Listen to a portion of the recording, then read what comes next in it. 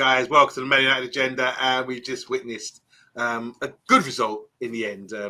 Obviously, we got highs and lows being Man United fan. I put out a video, we went 2-1 up, put it on social media. Yes, 2-1, we won. I told you so. And then, yes, that man, Onana, and I'm sure we're going to be talking all about Onana today because he had a lot to say before the game. And let's see, really should do is talking on the pitch. And I think he showed that Matic was probably right, the Serbian. Big up to Bath Time. How you doing, Bath Time? I know we were talking in the group chat, details about the first half, details about the second half, what we wanted to see, who's performing well. I mean, we're here to talk about it live now, so you can let it all out. Yeah, I've had a bad day. I'm very, very pissed off with what I've seen. I'm not a happy bunny, Yabba. Not a happy bunny at all. Should we have waited an hour or so to for you to calm down? Because this is an instant match reaction. No, unless you want to. No. There we go then. We want the raw Bath Time. You want it raw? Yeah. Well. Give it to you raw. I'm so cross. Go on. Daughter, I imagine that you're cool, calm, and composed. Oh yeah, after the performance of our first option goalkeeper that we paid for we paid 50 million euros after an ex-player called him the worst United goalkeeper ever. You know what? I agree. Serbia and Croatia in this chat, they agree, and I agree with my boy Nemanja Matic. Okay, this guy is a fraud, and you know what? If you put that aside, which obviously, it led to this result, he is at fault for 2 goals. I think, I had some issues with the way we played in the first half. In the second half, it looked better, but we will talk about it later. Besides Onana, I had some issues. I had some positives, but I had some issues as well. Okay, what do the chat thinks? Bath Time. Who's in the house? Right. Well, I mean, right. First of all, Andrew, I completely agree. Xerxes scored a header. It was amazing. And Casemiro nearly scored an overhead kick as well. Yeah. It's Mr. POTUS with his 135% tariffs. Else have we got? We got Wildlife Machine. Onana can't even keep a secret. And we got Patrick Pillow. I agree. We can win at home. But my word, you cannot go with Onana next Thursday. Just indefensible. Wow.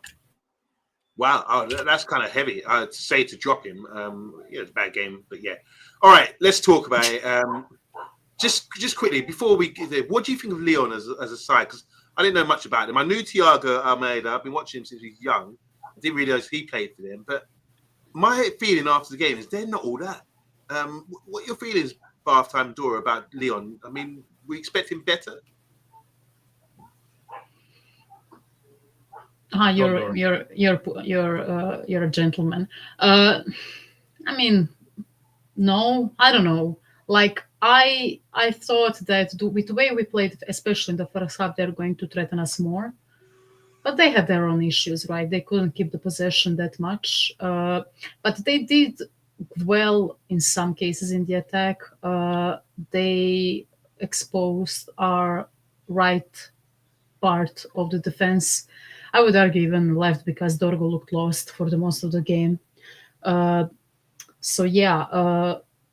think at one point, it looked like none of the, both teams, they didn't want to keep the ball.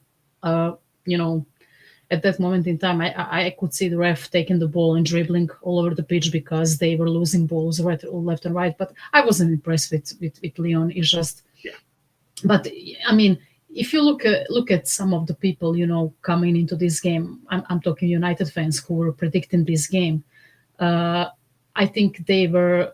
I mean, most of them don't watch Lyon. I don't watch as well, but they are.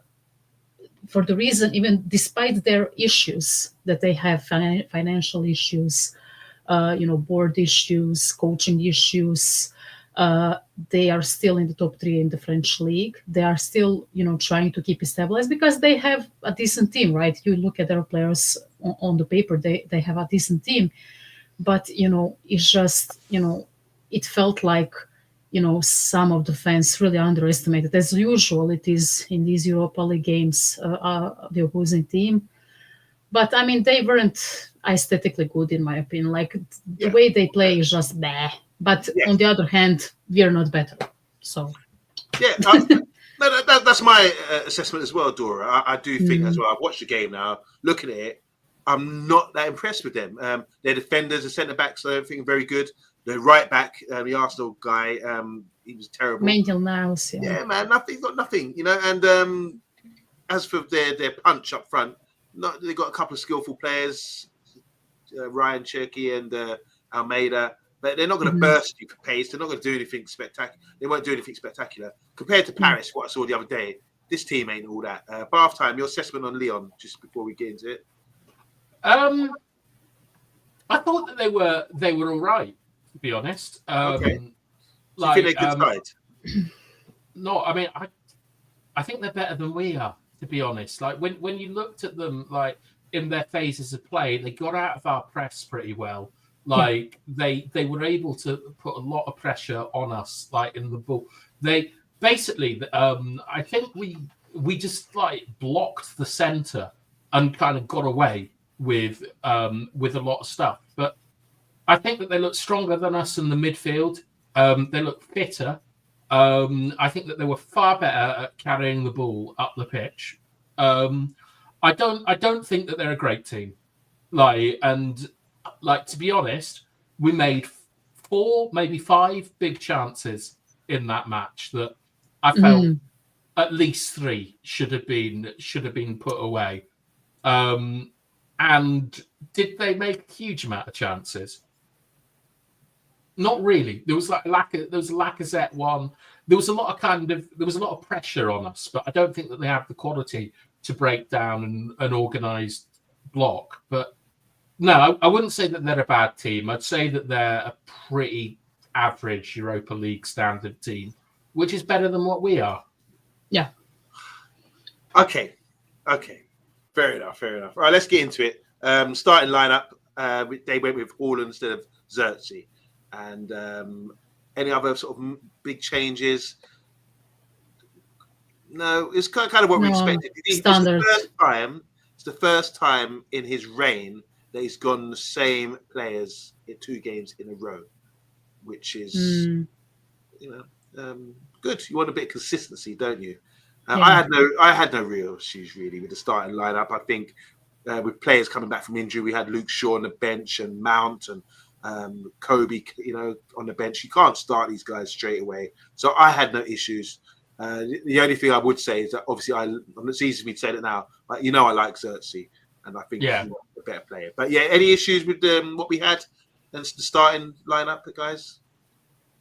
Players that I don't like in the team, but I mean, for our predicted lineup, what we thought Amorim would pick, that was it, wasn't it? Yeah. Like everyone picked that team. It was the most obvious. It was the most obvious team to put out. So I don't really have any real complaints with it. Okay, fair enough. So let's get into it. First half. Obviously, I came in from work rushed in. I missed the first 5 minutes. Don't think I missed too much. But talk to me. I mean, first half we seemed to have a lot of chances, kind of, up until the goal. In my opinion, it was very sloppy. The game was very sporadic in the first 10 minutes because you had 2 major, I wouldn't say injuries, but you had two instances where the players were sitting on the ground for 2 minutes. I think I cannot remember who was it from our side, but I remember one of theirs. He had a really, really uncomfortable. It was a very dangerous fall, and but he continued. I think one of their defenders, not Niankat, the other one. It's just, in my opinion, first half was very sloppy. I think that there were instances where I didn't have necessarily issues in the defensive part of, for example, someone like, I think Yoran Maguire did very well. I think that Mazraoui had issues in some cases where he would either displace a ball or he would, I think he got rinsed by Georgian number 9 once, and that almost resulted in the goal. I think the Mazarui Dalot side was exposed, and BT and me kind of, we talked about it during the game. It felt like, Dalot was going too much in the midfield, trying to help Casemiro and Ugarte, and that left Mazarui exposed.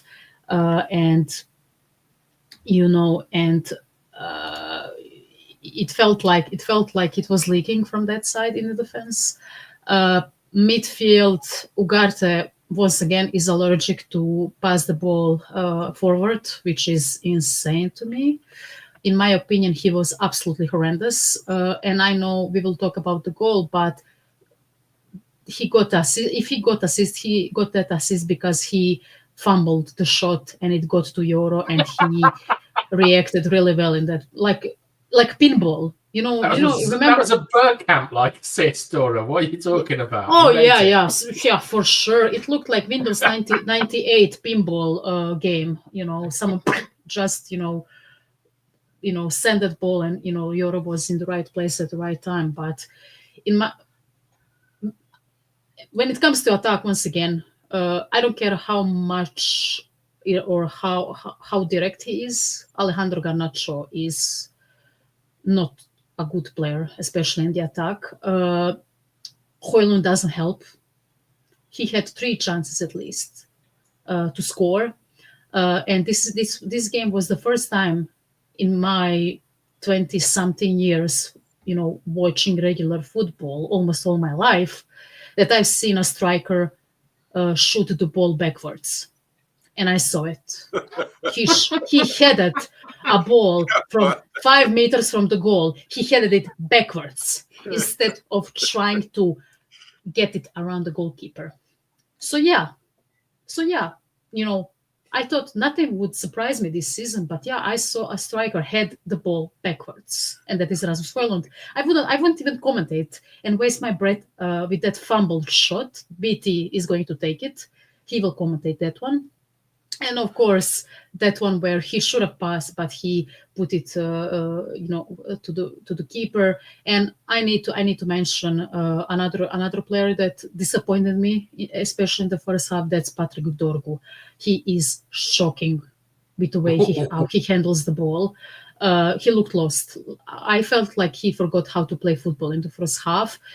He was exposed. He was pressured non-stop by Lyon players. He fumbled the ball a few times. He lost the possession, and then he missed the ball, which could, in 90% chances, that ball is at the back of the neck. No, he missed the whole as ball. He missed. So yeah, that's my assessment of the first half. Very sloppy. We were lucky, even though we missed a lot of chances. We scored in the end, thank God. But yeah, the conceded goal as well. Andre Onana, cherry on top of the whole season, is just, he's, and I said it in the backstage, and I'm not afraid to say it, the worst goalkeeper since I've been watching United. I don't care about Tibi. I don't care about Howard. He is a first choice goalkeeper that we pay for 50 million euros. He was supposed to be another big thing. And until now, he probably made 20 errors since he came in. So yeah, bravo, Nana. Amazing display today. Okay. Look, getting chock-a-block in the comments. There's 17 people watching right now. Make sure you press the like button. Make sure you press the like button for the Man United agenda. We're talking about the game. Obviously, it's 2-2. Should have been 2-1, but obviously there were some issues with our goalkeeper. Bath Town, you want to just go through a few comments and welcome a few new faces? Sure. There's been absolutely loads of comments here. We've got Kenny asking everyone to hit the like button. Stuff Vids in the house. Kieran, happy with the performance until Onana ruined the night. This goalkeeper is beyond help at this point. POTUS is saying that Lyon played exactly as they thought they would. Slow and lots of mistakes to get the ball going. But they did carry it well against us in section. I think we said last night, watch out for their ball carrying, and I thought they were pretty good at it. This is a dodgy name to pronounce, so I'm going to call you Pinner.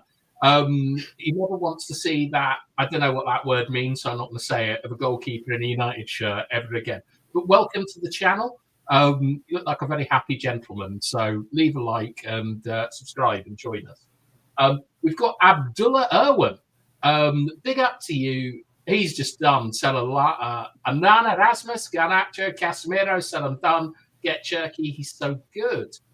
I'm impressed with Cherky tonight. I like the other one more. Like, not being facetious, but they're number 69. I can't remember his name. Georgian guy. Yeah, is it? I think they mentioned him in chat somewhere. Actually, I think Andrew said it, but I don't want to repeat it because I will butcher his name, poor guy. But yeah, something with M. Mikatadze. Yeah, Mikatadze. Yeah. We got Big G in the house. Good evening to you, sir. There's a lot of talk about Maguire, why he was taken off after 85 minutes. I assume his minutes are being managed the same way that they were against City. Mm-hmm. We got Johnny Hill in the house. 50 million for a Walmart Barthez. That's an Asda Barthez around here. If Amorim starts him ever again, then I stop backing him. Oh, God. Not sure how Onana plays again this season. That was horrendous. Andrew says Garnacho was our best attacking player by far, in his opinion. I can understand that argument, to be honest. Like, I know, like, we know Andrew's a bit of a rage baiter, but I do think I think I might agree with him on this. Garnacho messed up a chance. Xerxes, obvious pass decision, poor. He's really driven me mad. Would you agree, Yabba, that when you have a player of Garnacho's age in the team, that you just kind of have to suck these things up where they make poor decisions? Yeah, most certainly. I mean, look, Andrew made a good point. It's a good discussion point about Garnacho, because you either hate him, you either love him or hate him. There's no in between, it seems. And he's a bit frustrated. We did discuss that about his final ball, his finishing. But regarding making runs and being direct, he's very good at that. And he does give us a good attacking option when he's driving. Defenders having a nightmare trying to catch him, and his dribbling is good. He's sure. He's a very difficult player to handle. So we have to sort of appreciate what we got, because if we lose him, we're going to miss him. He also made one of the best chances. Yeah, when I say if we lose him, I'm just talking about injury, because no one else in our team can do what he does in those positions. Mount, he put Mount in that position. He's not going to do that. We haven't got Rashford anymore. We haven't got any sort of quick players like that who can sort of penetrate with pace. Okay, we've got Sarah. Another man. Greetings to you. I think that you mean Dora, not Darius here, Mr. Potus. I went very, very early on Dorgu. He's not my kind of player, but Dora's really got in on him this evening. We got Sydney. Shut up. We've got Eddie's Football Waffle. Hello, Eddie. Hi. This guy. Mikotadze. Hello, Bilal. Genuinely, Bilal, I think you'd have done better in goal tonight than Onana, to be perfectly honest. The Wildlife Machine. Yeah, man, this is the biggest game of the season, and taking 2-1 back to Old Trafford would have been beautiful. Tyrone, hello, sir. I need to talk to you about something. Anyway, I don't think Dorgu is good enough, but he is young, guys. Agreed. Yeah. Shout out to Mr. Potus. He's on taking medication, so he's a bit dopey. I think someone else in our team might be in the hospital with you tomorrow. Yeah. All right, let's talk about it. Let's just get straight into the goal we conceded. It was a free kick. I remember thinking, it's a stupid free kick to give away. Yeah, Mazraoui. Was it Mazraoui? Okay, yeah. Mazraoui, he had an odd. Yeah, it's a header. Yeah, I didn't think. Yeah, no, when I say it was stupid, I felt that it wasn't really a foul. You've got to be able to come in and head the ball. You've got to be able to do that. The amount of times people come in the back of people, and if you come in with hands, fair enough. But he didn't really come in with hands. He came in with his body, jumping and attack the ball. I don't see anything. It was set up, yeah, but the player knew exactly what they were doing. Dorgu did it to one of their boys later in the game. Yeah. You know that, like, if they come in there and you don't jump and you just move your body a bit, you're going to get a free kick. Like, Mazraoui should know better than that. But for me, half time, he headed the ball. If the ball's up there, say you're the attacker, and the ball's coming this area here. What can you do with it? Do you see what I'm saying? What can you do with it? You can put your body there, but what are you really going to control it or do anything with it? You're not going to. So for a defender to come through and head it, and just get with a bit of contact, we're going to get a bit of contact by attacking the ball. I don't think that's necessarily a foul. I think it is a foul because he was just a bit too physical, and he went in a bit too hard and a bit high because the other guy didn't really sort of jump properly. I agree with you. It's a bit soft, but the thing is, right, is that Mazraoui is, we like to think, a Champions League standard player, right? He should be in that competition. I'm sure we can all agree. You've got to make Champions League standard decisions as a defender, and that's a poor one because even though, right, that goal is a shocker, it's a dangerous area to give away a free kick, and it's a cheap free kick to give away. And what I will say about that free kick is that as a set piece taker, this is exactly what you want to do from that position. You want like the ball curling in, so if no one gets contact with it, it's on target. That is the best delivery that you can do, in case the keeper does something like this. But when I saw it originally, I obviously started laughing because it's Onana, man. But I didn't realise how bad it was until I saw the replay. Like it's. I mean, I think it's something that I would like with my Sunday league team. They're not a very, very good standard, but they try and stuff. But if I saw one of them do that, I'd kick him up the arse, to be honest. Like, because it's something that I think you accept anyone with coordination to be able to do. Like, looking at what Onana did, if I was like the DVLA, I'd think we need to make him do a driving test because why can't he deal with that? How is he going to deal with traffic? He's a danger on the roads. Can you make any justification for him flapping that? Anyone?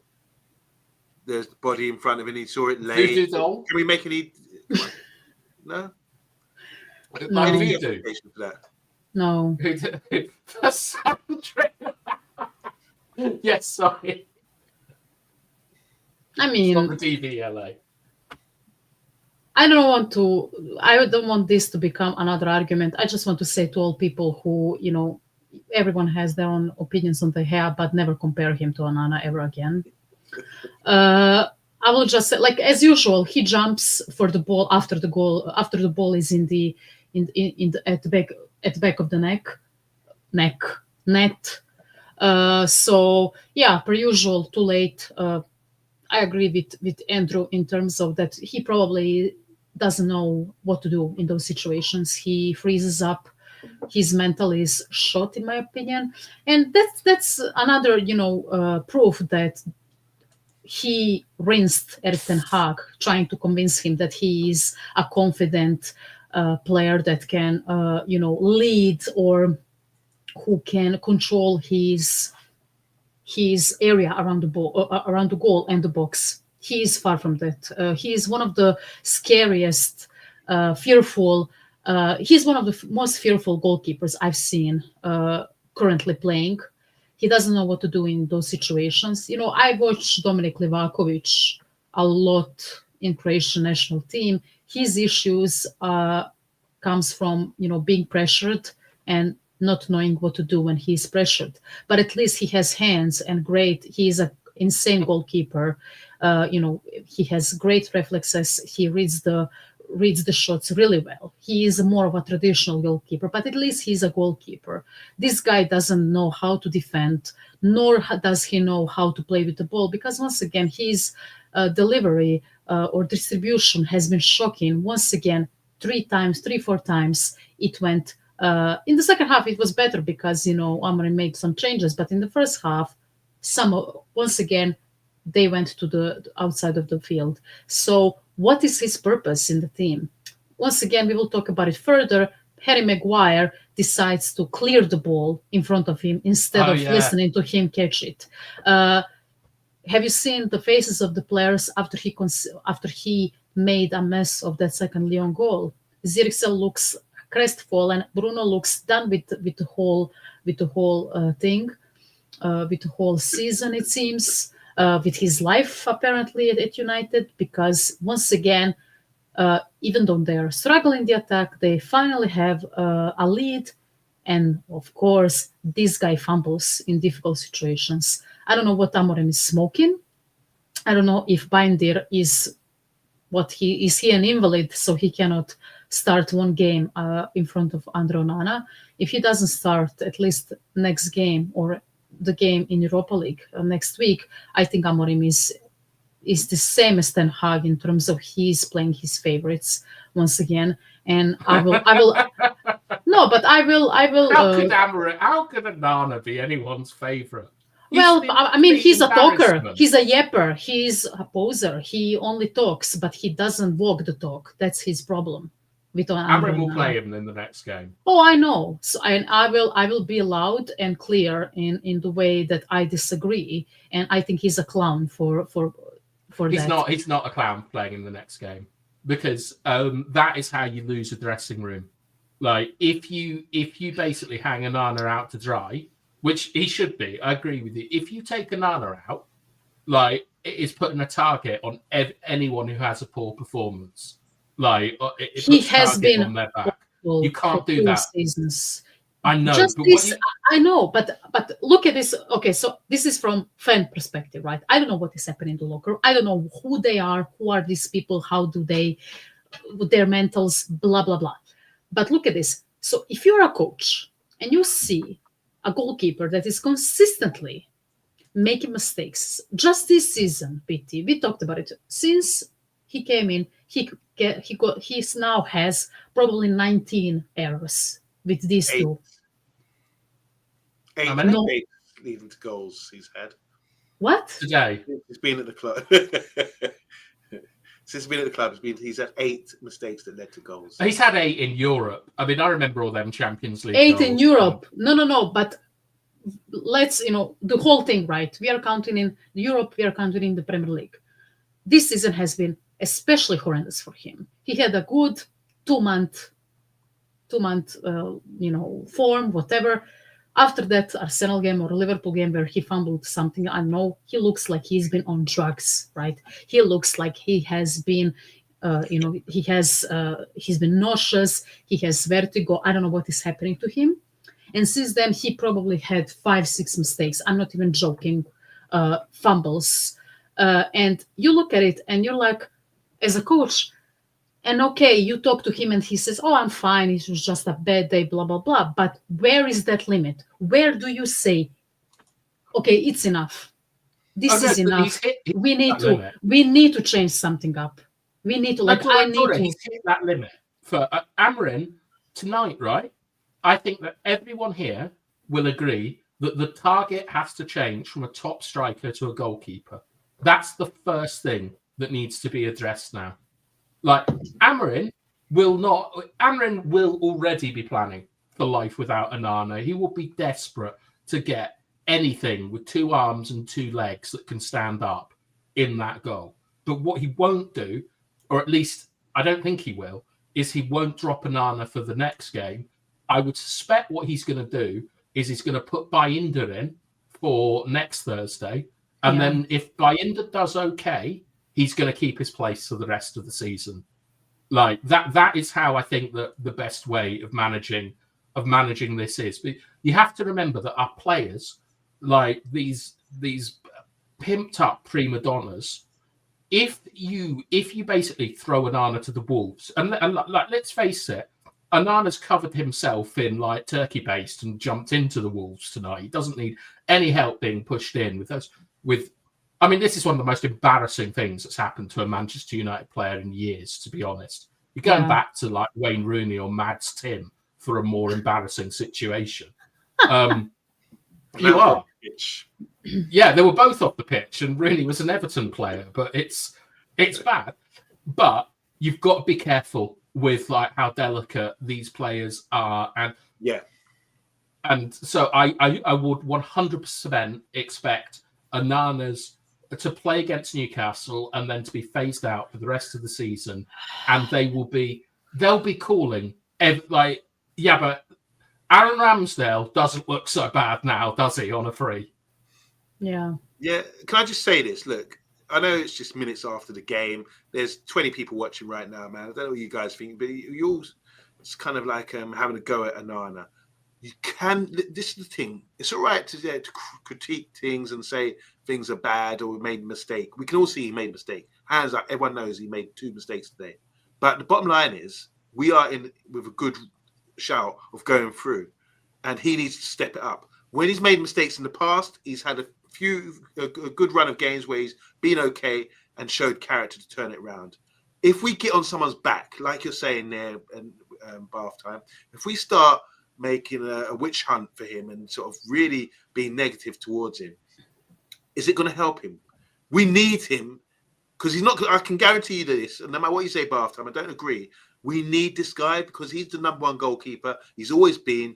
You know, the other guy hasn't got a shout. He's rarely got a game. And at this stage of the season, you're not going to take that risk of playing a guy who flapped a corner on his sort of debut, you know, compared to Onana, who's actually got like history of playing for big clubs and being, you know, a decent goalkeeper, taking Inter to the Champions League final. Now, people might have a go at me and say, oh, whatever. I'm saying this. Yes, he made mistakes, but I don't want to I don't want to create something that's going to make him make more mistakes. I would say, all right, let's get over it. Let's move on. If you're a captain, Dora, of the club, you're going to say, right, we need to give a run to the end of the season. Let's get over this and sort it out once the season's done and go to transfer window. Because I don't see the point. Yes, we can point it out and say he's terrible tonight. But I don't see the point in like ridiculing him to the point where he's going to be shook. You know, the guy's got a lot on his plate right now. I don't think we should add to it. I think this is a very sensible take that you, like, as always, you are always, putting, people's feelings into it. And I get it. Like, I'm very heated, but my point is as well, was he under pressure when he made 4 mistakes in the Champions League where he single-handedly cost us a Champions League run? I don't think so. I think during that time, people were saying he's going to be good for United. So to me, he is just one of those who, another flop. And I know, like, he doesn't care what I think. He doesn't care what fans think. Well, most of them, right? I'm not going to the games like this is a fairly small channel. Like, he doesn't care. The fact of the matter is he's been poor. He's been a poor signing for United. This is his, second or third season? Please help me, guys. I'm lost. Second season. Yeah. He didn't progress. He only just got worse. And this season has been horrendous.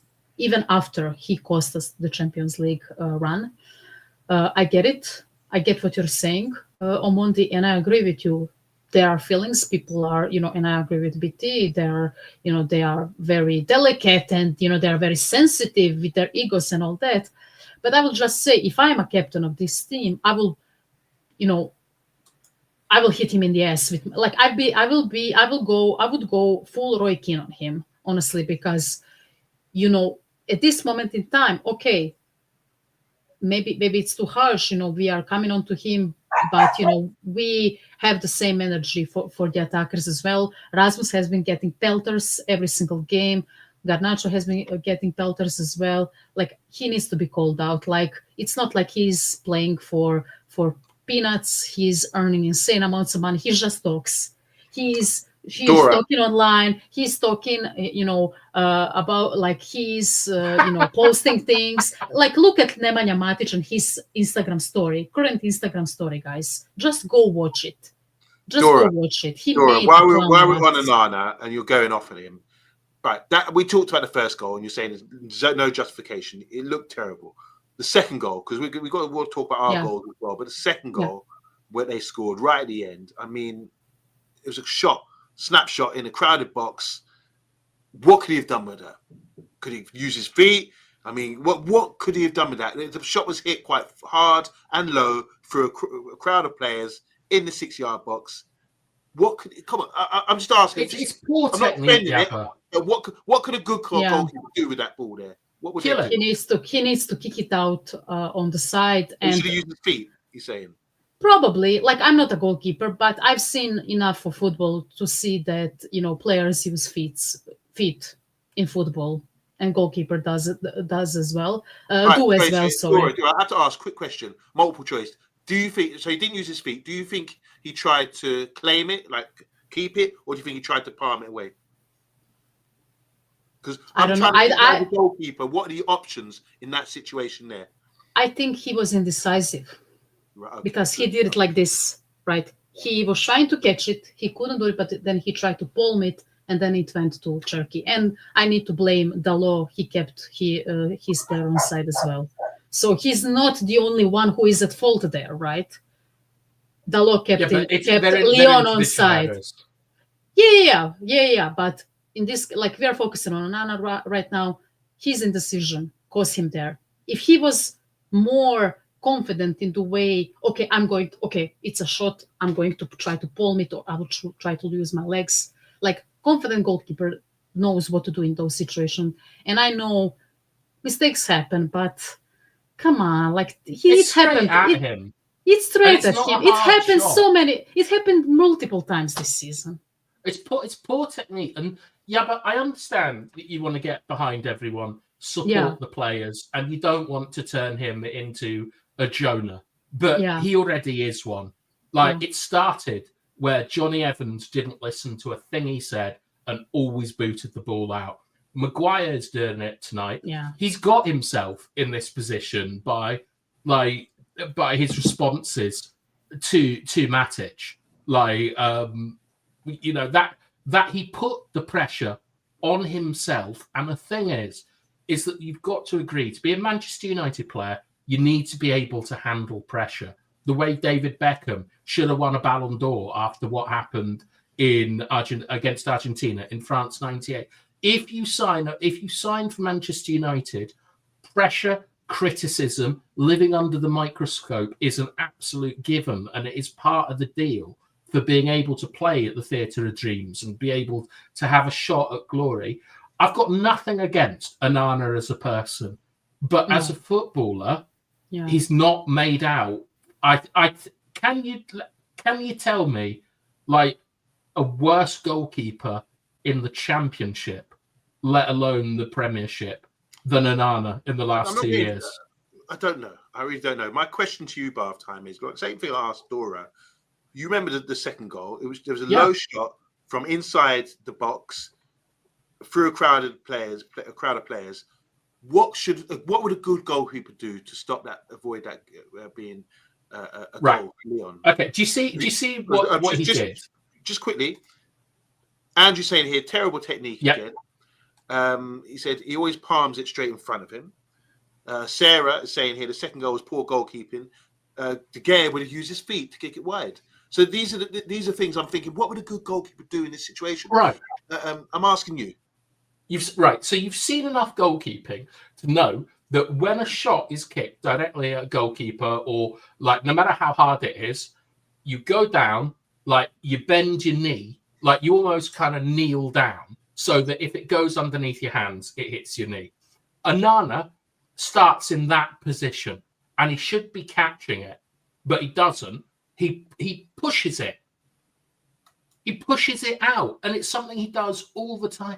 His saving technique, I don't think that anyone can deny this. I'm not a goalkeeper, never been a goalkeeper, but the amount of times he gets the ball back into dangerous areas basically screams that his goalkeeping technique isn't good enough for top-level football.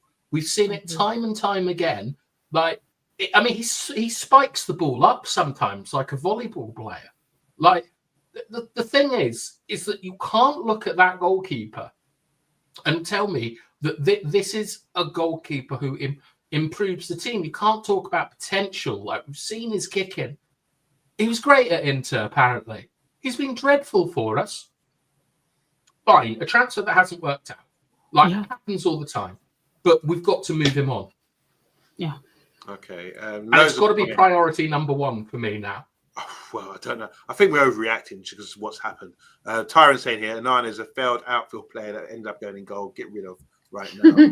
Thank God for Euro's goal. Man, yeah.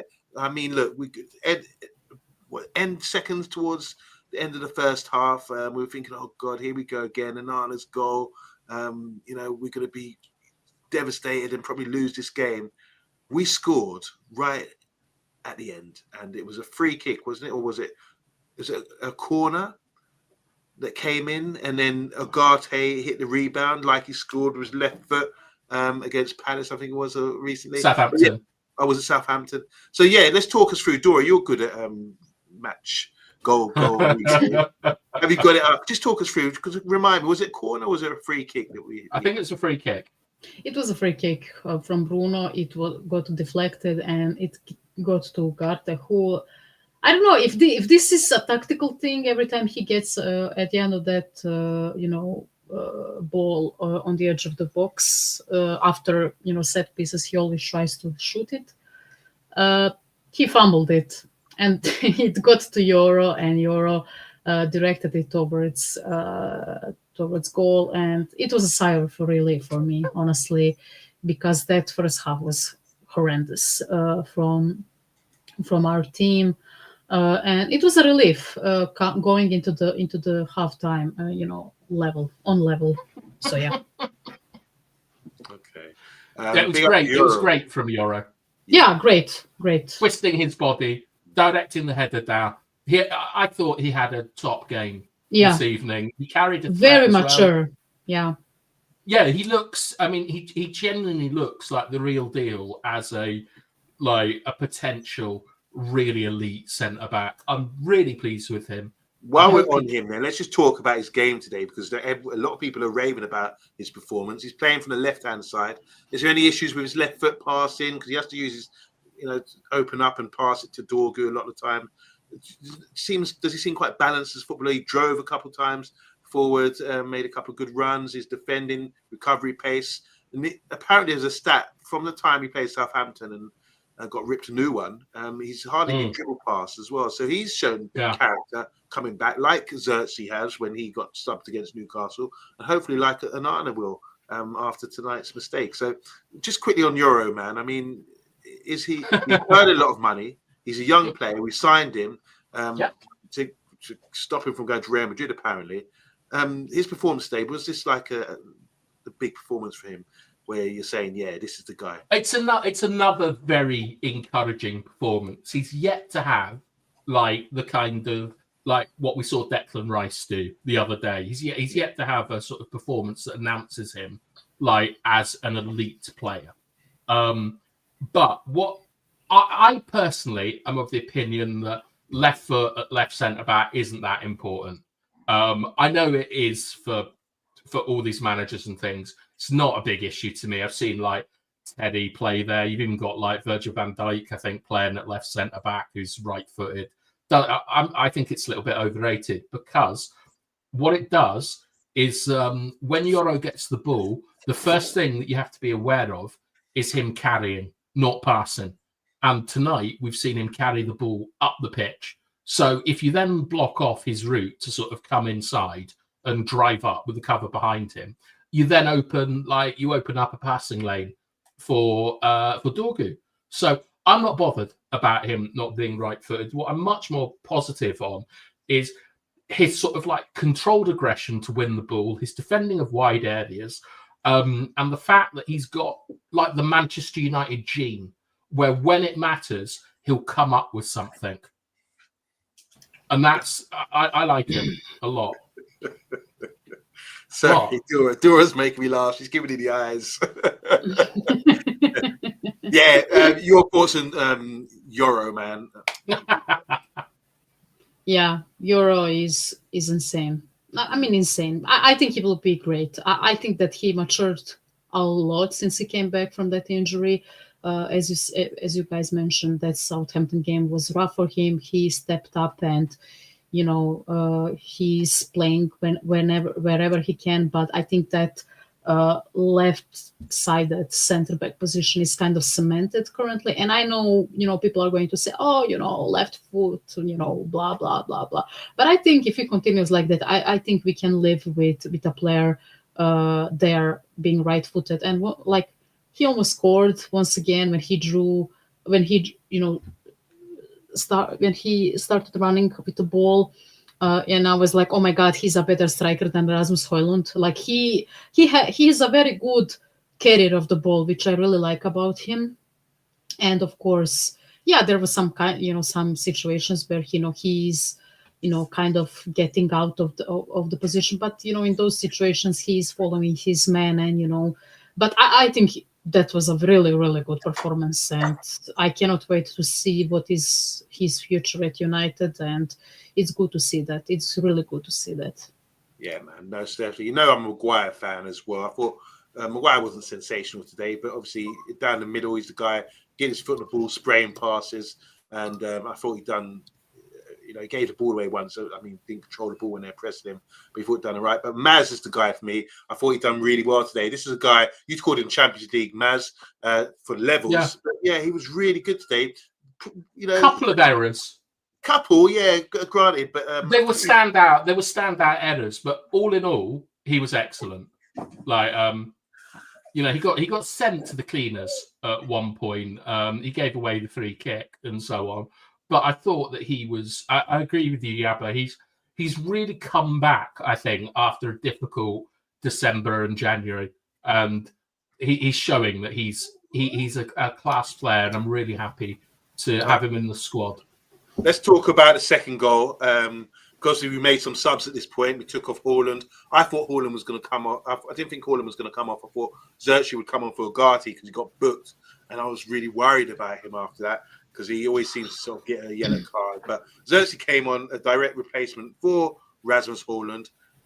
Xerxes, he does what he does. He holds up the ball, links up the play really well. But there was a nice move involving Garnacho and Bruno, which resulted in the goal that was put us 2-1 up. And to be honest, tell me this, because if you're a true Man United fan, you would have been off your seat, screaming the house down.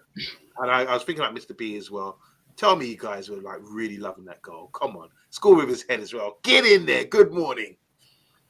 I did the same thing, Yabba. I jumped up. I went to head an imaginary ball, shouted Air Xerxes. Fergie. You remember Fergie used to do that? Yeah.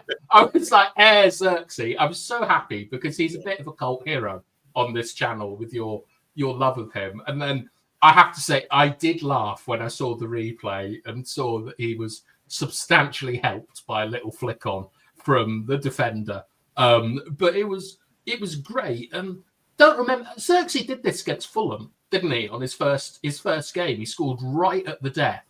Okay. And I'd love him to obviously keep doing those things, but an encouraging performance. But the one thing I'd like to point out about that goal is the importance of very good midfielders winning second balls. And it was Kobe Mainu who won the second ball. Yeah, the header.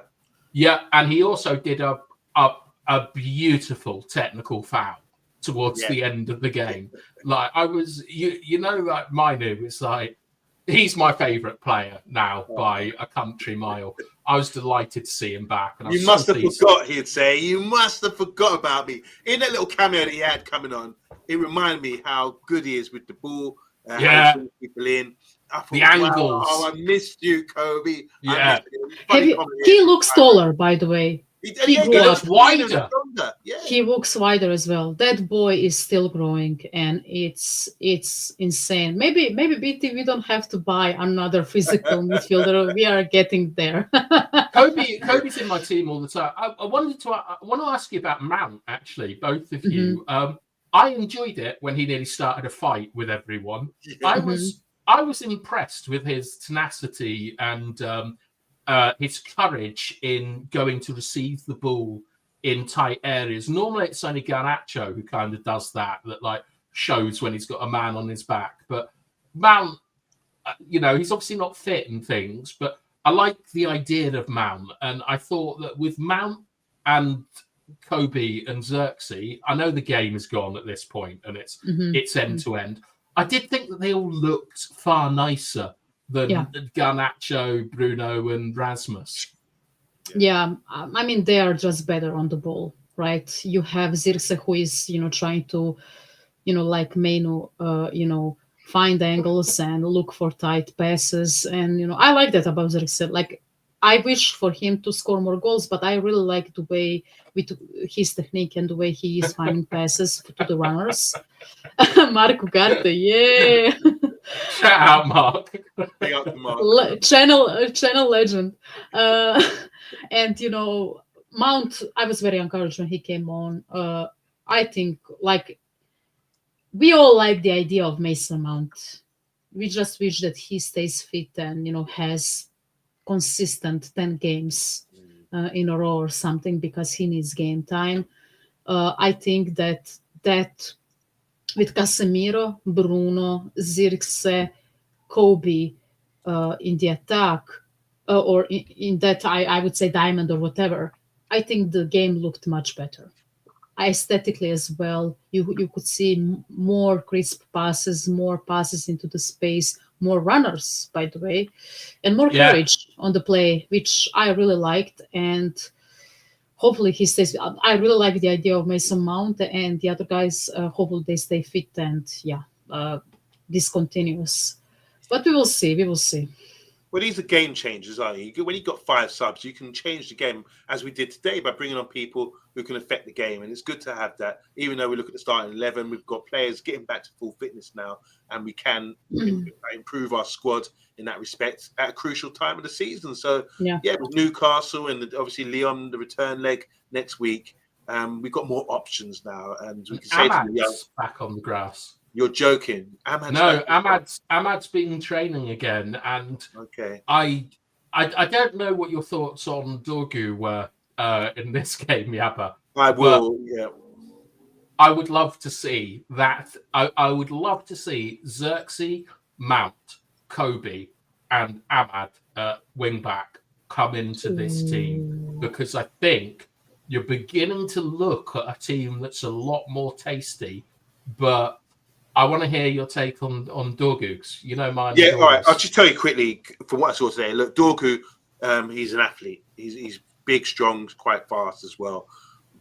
I think because he used to play right wing, and when he played for his previous, was it Lecce he came from? Mm-hmm. Yeah, when he played for Lecce, he wasn't necessarily always playing as a left wing back. He was sometimes playing as a right-sided player where he can cut in, do that chop inside, and have more options.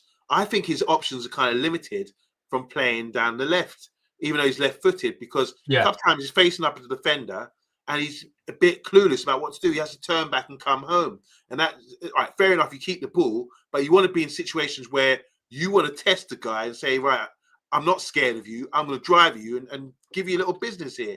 It's showtime. As soon as he gets the ball, it's one-on-one with Nathan Lyles or wherever it was today. It should be showtime and get the guy on the back foot. But I think, as Andrew said in the comments, Niles had the better of him because he put it on him and showed him, you don't even try it because I will chop you. I will clamp you down. You need to drop the shoulder, be able to go both ways and show a little pace. All you need to do is get a yard and cross. And if he's not even, look at Beckham, for example. Beckham's not as fast as Dorgu, but Beckham would always manage to chop, jockey, get a yard and whip something in. I think all Dorgu needs to do to become a bit like a 10% better player than he is right now is to offer us more in that respect. When you're in a situation like that, offer us a bit more than what you're doing right now. And if you're on the left-hand side and you're not comfortable doing that, then try work on it where you can maybe play a 1-2, get in behind, or when you are there, drop the shoulder, and then push and go or do something else, because he looked really limited in his options in what he could actually deliver in those positions today. So I'm not going to be on his case too much. I just think he needs to improve in that area.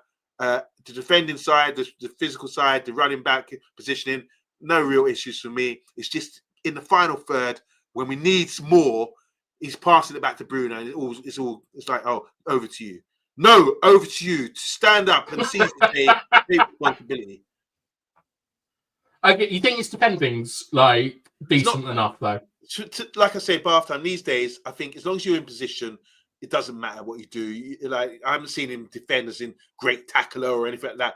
I just think get yourself in position, and most teams will turn around and start again. He did get chopped up though, didn't he, in the box?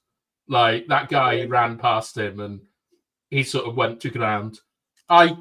You know my thoughts on Dorgu. Personally, what I would like to see from him in particular is when you were talking about Beckham, one of the things that Bex used to do is position a little bit deeper. Like, he didn't necessarily cross from the byline all the time. Right. He would whip a cross in from what we now call the half space and things. And these crosses are really good because they turn the defence. When you're crossing from the byline, the defender has, I think, a bit more advantage than the attacker because you're going out to meet the ball.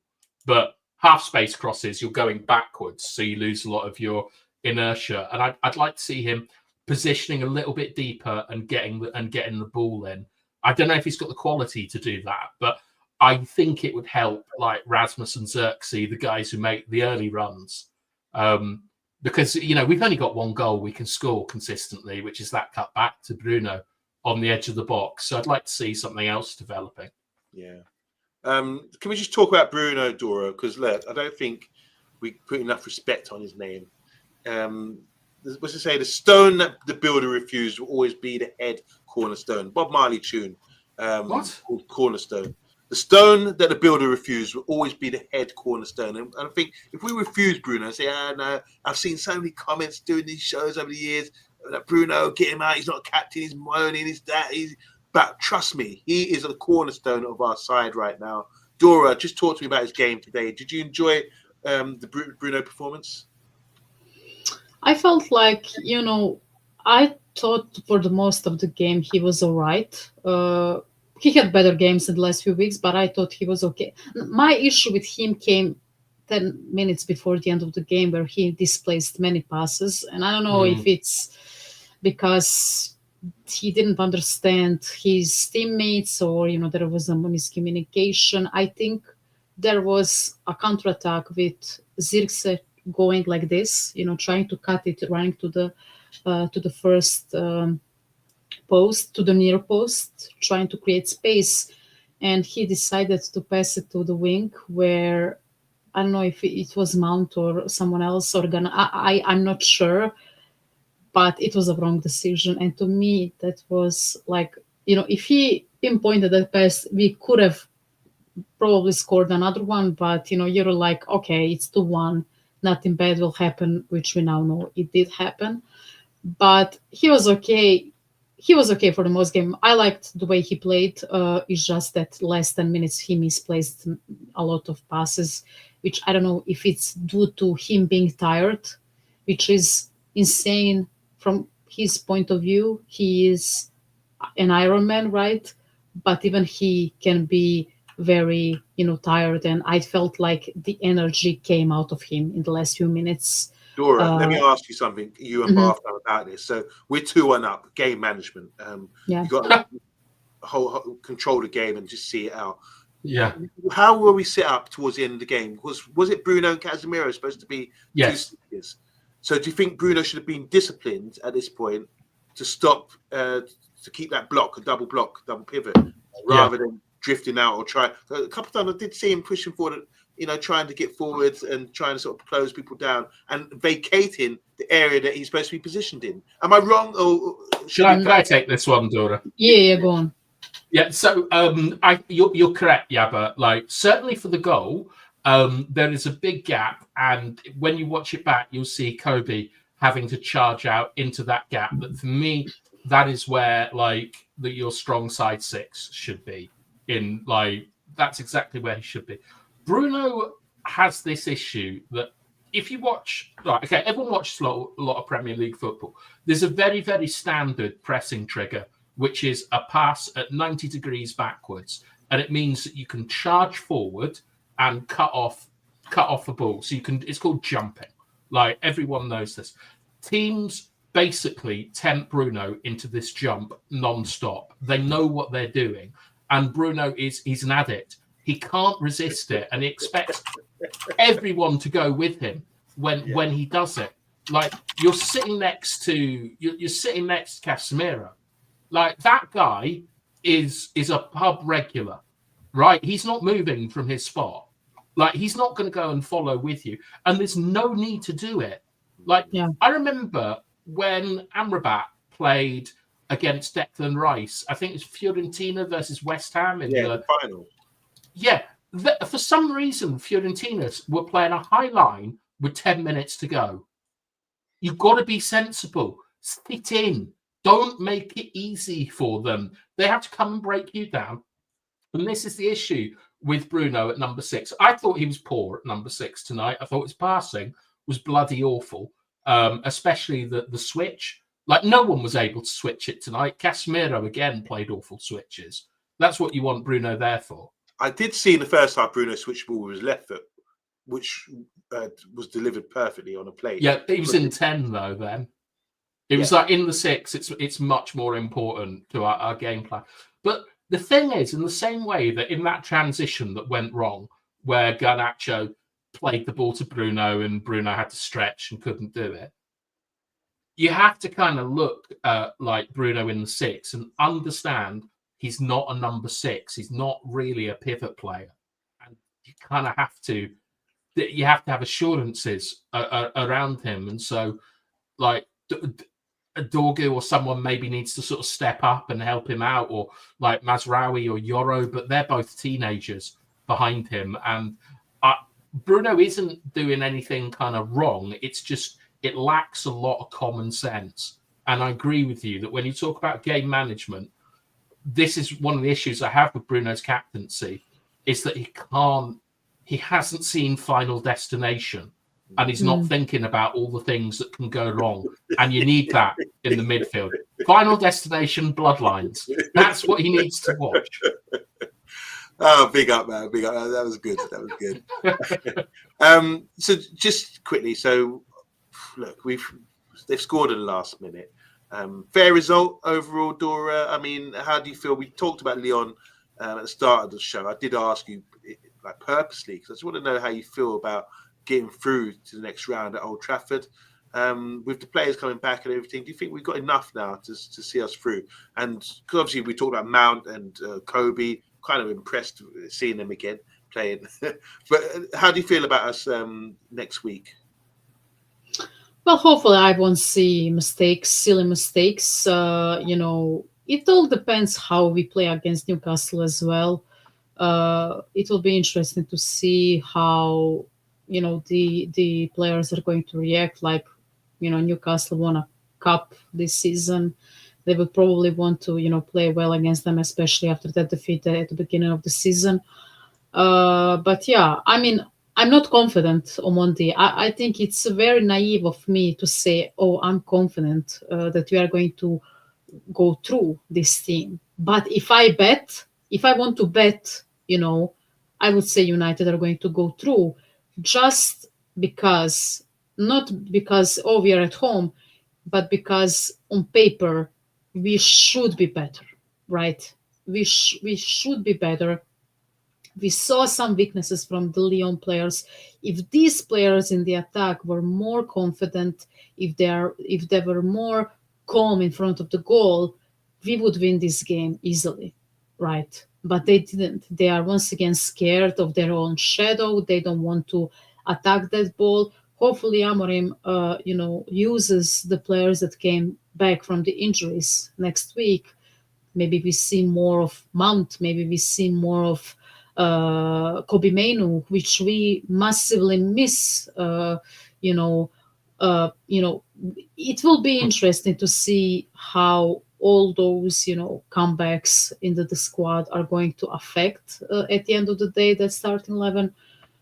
If I bet, I would say United. Am I confident? Not that much, because this team they disappointed me so many times this season. So I'm not going to be very, very confident, but I think we should have enough to go through next week.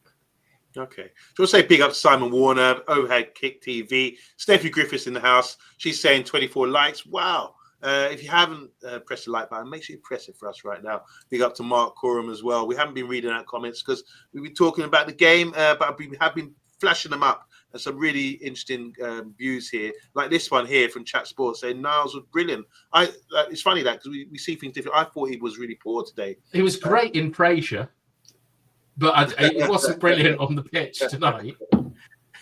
But I think that's another one. I'm really surprised with a few players like Matic didn't know he was playing for Lyon. Didn't know Thiago Almeida was playing for Lyon.